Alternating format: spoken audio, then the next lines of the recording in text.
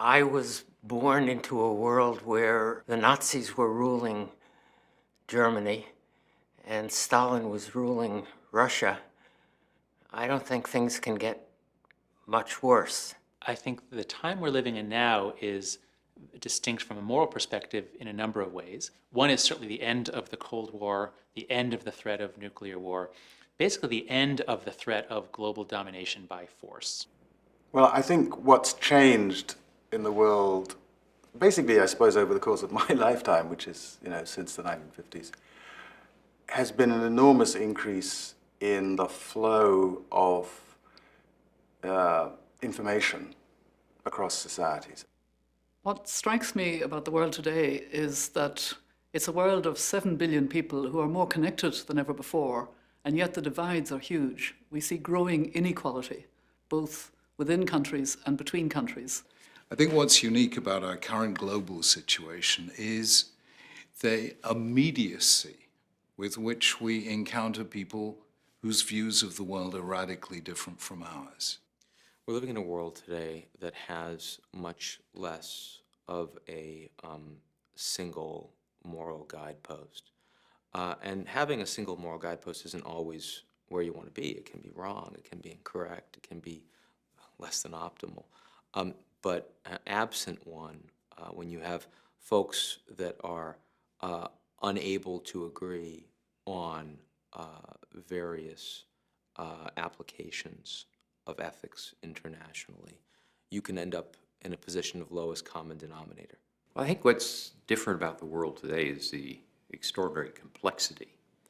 I suppose if one lived in the Middle Ages, there was a fairly clear moral hierarchy and moral divisions. Well, in my view, we are living in the best of times ever in human history.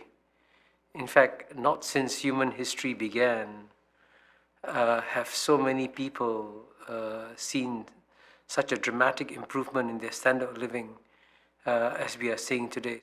Well, what's, I think, really unique about today is the way in which our reality is extending into the virtual. And that's leaving a lot of questions. There's a great deal of unfamiliarity.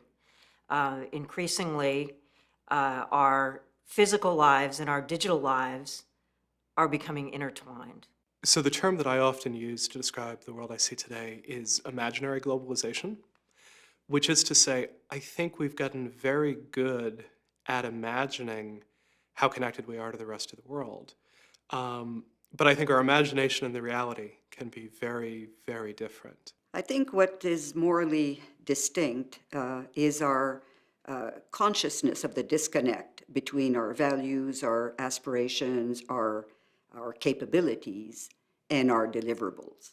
We are still, I think, very conscious of how much we are falling short of our aspirations. At this moment in history, we're at a time when the idea of human rights may survive and grow, or it may fade out and have less vitality going forward. And so I think it's a critical time for that concept.